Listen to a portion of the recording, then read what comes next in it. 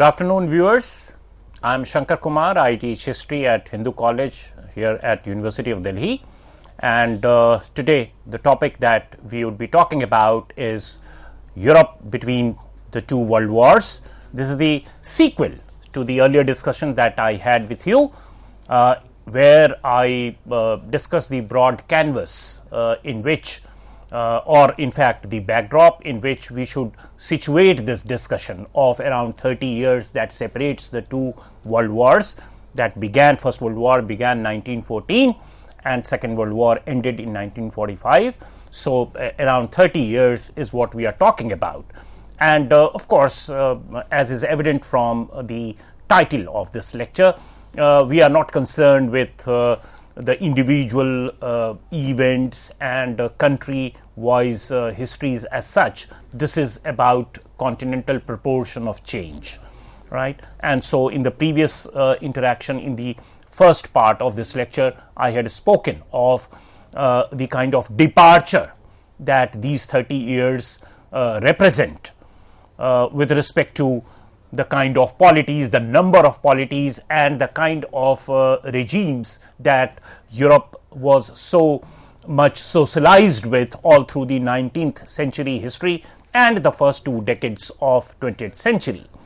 So while you have a preponderant number of nation states under democratic regimes towards the beginning of the century, the 20th century, or say even 1920, very soon a good number of it collapsed and gave way to totalitarian regimes. And this totalitarian regime is not only exclusively with respect to right-wing politics, but even the left-wing politics actually dovetailed into totalitarian regimes. The Bolshevik Revolution under Lenin giving way to Stalinism is one of those examples. Of course, over and beyond that, we have the very well known Nazi experience and the Fasci experience in Germany and Italy, respectively.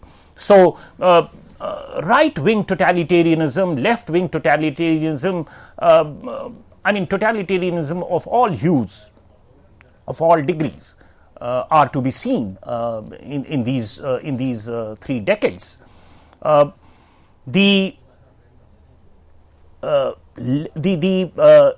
You can say democratic liberal regimes premised on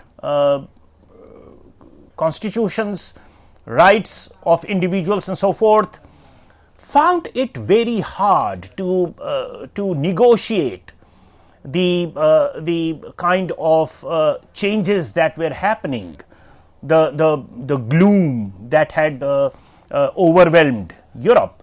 And most importantly, by the time you reach 1929, you have the World Economic Depression, and that gave a death blow to whatever chances of survival these democratic representative constitutional regimes had in these turbulent times. And very soon you find several polities, actually several democratic polities pulverizing and giving rise to a situation which was very conducive for the emergence of totalitarian regimes, and Hitler's rise or Mussolini's rise in Germany and Italy respectively are seen in this backdrop, right? So let's begin talking about it. On your screen you can see a slide which is a war slide, of course, that is redolent of the war situation, because we are talking of the Second World War. Of course, it involved a lot of dislocation, privations, misery, deaths, injury, and so forth.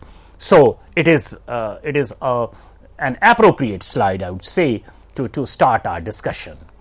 Now, in the aftermath of the First World War, Europe got divided along ideological line into the regimes of right, left, and the center. Please understand, there is some you can say residual effect of 19th century European politics that is unfolding here. Be it the liberal democratic regime underpinning the polity of a nation state, be it the idea of socialism, or be it you can say conservatism, right? You can equate it with the right, right? So they were all very much present as the undercurrents of politics in the 19th century. And to some of the observers, it appeared that, well, those competing undercurrents of polity actually are resolving themselves post the First World War. So one way to look at it, a very conventional way to look at it, was that First World War was fought to settle this issue of a particular politics, a particular nation drifting rightward, leftward, or continuing to remain as a centrist political power, right? And that is becoming very clear. The fact of the matter is that all through these 30 years, these arrangements also proved to be short-lived. And subsequently, after the Second World War, again, these experiments had been consigned to the dustbin of history. But there are scholars, historians over the last 30 years or so who are trying to also attempt some kind of a model building for even rightist totalitarian regimes or leftist totalitarian regimes.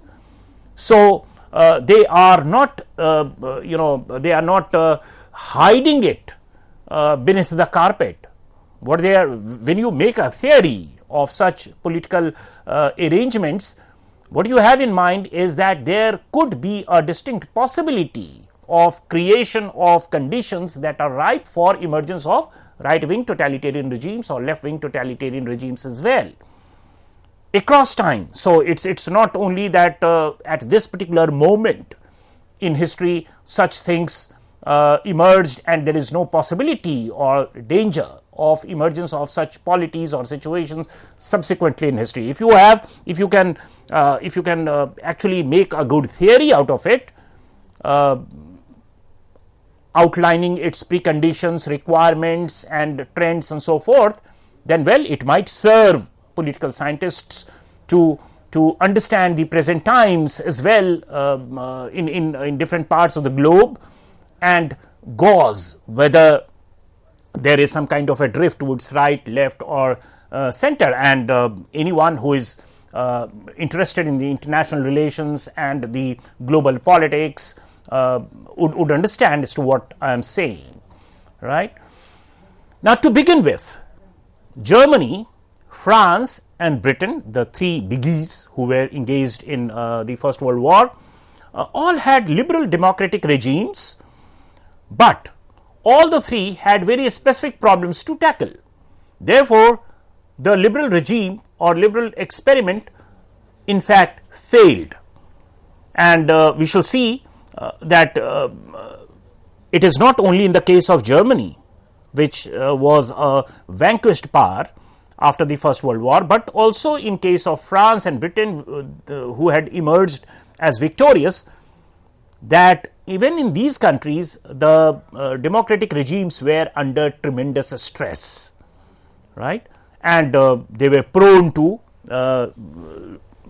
gravitating towards left or the right.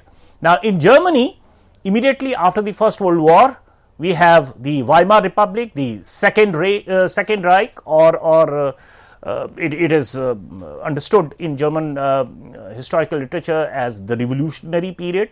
So, Weimar Republic emerges, which is of course a liberal democratic regime, and it had all the attributes of a democratic representative politics.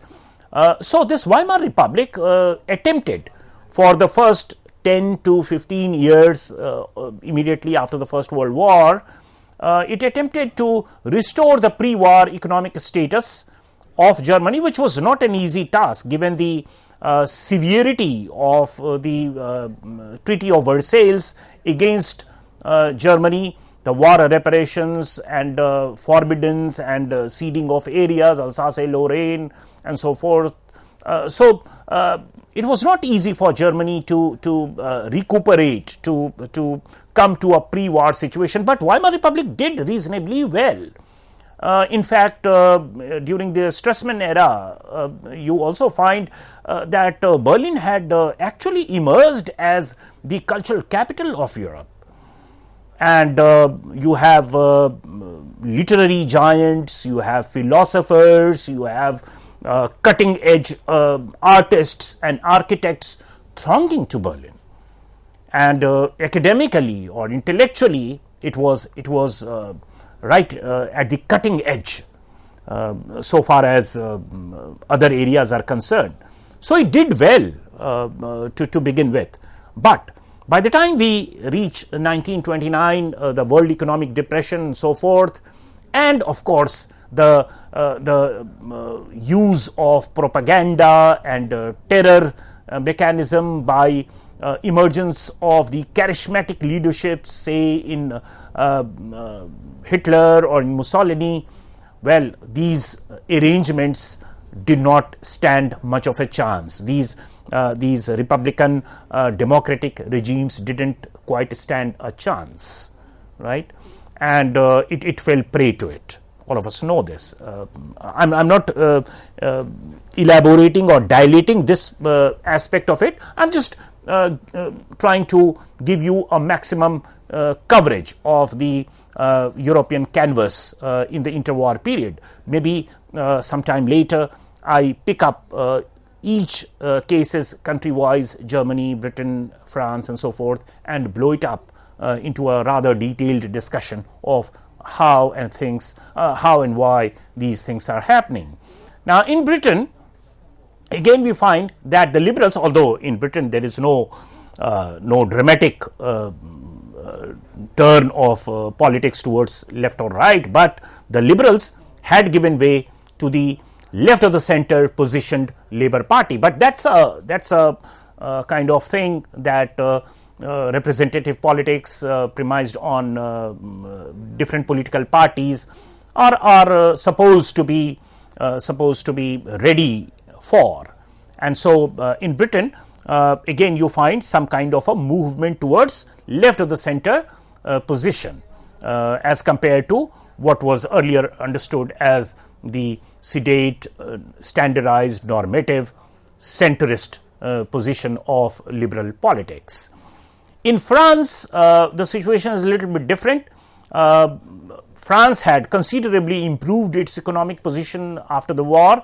In fact, the Treaty of Versailles had been very good to France, and it had allowed France to leverage its control over economically very productive areas like Alsace-Lorraine and several other valleys that are rich in natural wealth and mining part of it. So it opted for some kind of alternating right-left divide without actually attempting any national government or coalition kind of a government. So for a very short period of time you have a rightist regime, you have a leftist regime, and it kept alternating. So this is the situation that develops in the liberal democratic principles that otherwise characterized French polity. Another consequence was the unprecedented economic crisis that gripped Europe and other parts of the world. Actually, it began from the United States of America in 1929. And it was famously said that if the United States sneezes, Europe catches cold, and that's because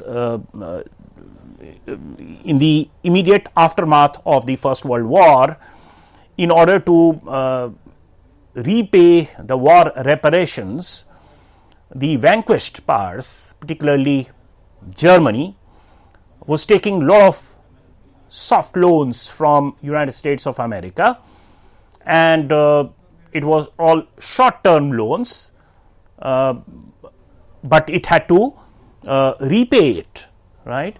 And that had taken or you can say that had very well integrated the European economy to the US economy. And those countries, for example, Russia, which remained immune to this, which remained insulated to this arrangement, actually withered the consequence of the world economic depression better. Russia wasn't impacted as adversely as other nations in Europe did due to the world economic depression, right? And when this impact came, particularly for a country like Germany, it was rupture all through. Its currency got devalued. Banks would not lend loans. The trust on banks and financial agencies reduced, and obviously the trust on liberal democratic regimes of people also lost its grip, and it created a situation which was very conducive for the rise of totalitarian, dictatorial, charismatic leaders and emergence of Hitler, and taking control of German affairs by Hitler is actually accounted for in this very backdrop. Now, this economic boom of the post-war period, all of us know that immediately after a big war, the demand for quite a few things increase as the production starts picking its pace, and that is what 1920s was. And 1920s after the First World War actually was a period of economic boom, and this was due to overproduction of agricultural commodities and United States domination of world economy. Now, this boom that was evident in the 1920s in several countries or several country economies of Europe gave way to Great Depression in 1929, and as I just told you that the country that was somewhat insular on account of its socialist pattern of economic planning and so forth, not completely dependent on its exposure to world trade and so forth, so it endured better, it remained rather unaffected. 1920s therefore in totality emerges as a turbulent period in history of Europe. If the First World War had destroyed the foundation of 19th century Europe, the economic depression completed the process of Europe's transformation.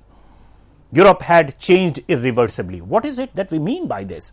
When we say World War I having destroyed the foundation of 19th century Europe, think of the liberal, democratic, centrist polities that typified most of the European nations coming across 19th century into the first couple of decades of 20th century before the war. And immediately after the war, please refer to my earlier discussion with you, the first part of this lecture. I have given you figures of total number of polities that fell prey to this, total number of democratic polities that fell prey to this. So, the roots of which lay in 19th century politics that gave a lot of assurance and progressive character to European politics, that foundation was shaken. Because now you have a different kind of politics typifying the 1930s in Europe. It was totalitarian, be it on the left side of politics or on the right side of politics. They were totalitarian regimes, Bolshevism or fascism or Nazism, whatever, right? And the economic depression ensured that whatever ways and means by which the liberal democratic representative parliamentary regimes were trying to survive. For example, in Germany we have Weimar Republic doing reasonably well for good 10-12 years immediately after the First World War. throwing Berlin or transforming Berlin as the cultural capital of Europe and so forth. Some very good attempts at maintaining a kind of sanity in those turbulent times where expectations were rising high, where a pall of gloom had set in Germany. So it was negotiating with the challenge reasonably well, but when it came to dealing with the impact, enormity of impact consequent to the Great Economic Depression 1929, well, that was too much for liberal democratic regimes to negotiate with, and thereafter it fell apart, and totalitarian regimes actually at this point of time perhaps you can say captured the public imagination better. The humiliation, the sense of mistrust, all those things perhaps were galvanized to give credence to a new kind of Third Reich or a kind of Nazi politics that all of us are aware of. And that is what we mean by irreversible change of Europe. Eric Hobsbawm, the celebrated historian, refers to this period of 1914 to 1945 as the 30 Years' War. What does he refer? Of course, we know 30 Years' War represents something else in British history or in European history, but here he uses the same term is because he thinks that the issues for which the First World War was fought perhaps couldn't quite be realized as a consequence of the First World War, and therefore they continue to remain unresolved. The issue of colonial possessions and so forth, they continued to trouble continue to trouble the European politics, and it could be resolved only after the Second World War. And in between you have experimentations like fascism, Nazism, Bolshevism and so forth. So the interwar period can be seen as an attempt by various regimes to overcome this crisis. Different areas gave varied solutions, ranging from the radical revolutions of the left, typified by, say, Bolshevism in Russia, to fascism in Italy, Nazism in Germany, who all represent the right-wing politics. Liberal democracy emerged from World War I in whichever countries it did to begin with. The number was huge, but as I told you earlier, that very soon it fell prey to the twin impact of World War I privations plus the Great Economic Depression. So it was always beset with a sense of crisis. The brutality, the savagery of World War I, the mobilization of troops, privation, dislocation all over Europe led to some kind of a radicalized environment of European population, and they became more susceptible to the lure of totalitarian charismatic leaderships. And that is one of the preconditions for the rise of totalitarian regimes. Revolution in Russia, failed revolts in Germany and Hungary, yet another characteristic feature of this interwar period. In England and France, the old elite model of liberal democratic politics was confronted with movement of workers alienated from social order and also of women demanding vote. So these are the challenges that even the victors of First World War had to face within the overall framework of liberal democratic regimes. So they were under stress as well. In Germany, Weimar Republic was Germany's first attempt at liberal democracy with a broad adult suffrage. Despite being crisis-ridden, as I told you, that it did produce some of the pioneering debates on philosophy and politics. At Berlin in the 1920s, I just alluded to the fact that Berlin had emerged as the cultural capital of Europe at around this point of time on intellectual matters. France pursued a particularly forceful policy with respect to Germany. All of us are aware of the Treaty of Versailles and the forcefulness of France with which it tried to extract the maximum from the vanquished, that is Germany. It demanded severe reparations and later pursued policy of security pacts with the states in Central and Eastern Europe to encircle Germany. There is that attempt to not let Germany do what it did in the First World War again. That didn't quite materialize. Britain was most aggressive in its campaign against the Russian Revolution because it was fearing or it perceived that Russian Revolution poses a great threat to all the liberal democracies. So it had, as I told you in the earlier interaction with you, that it was a grand vision, grand alternative to capitalist world system as well, to liberal democratic world system as well.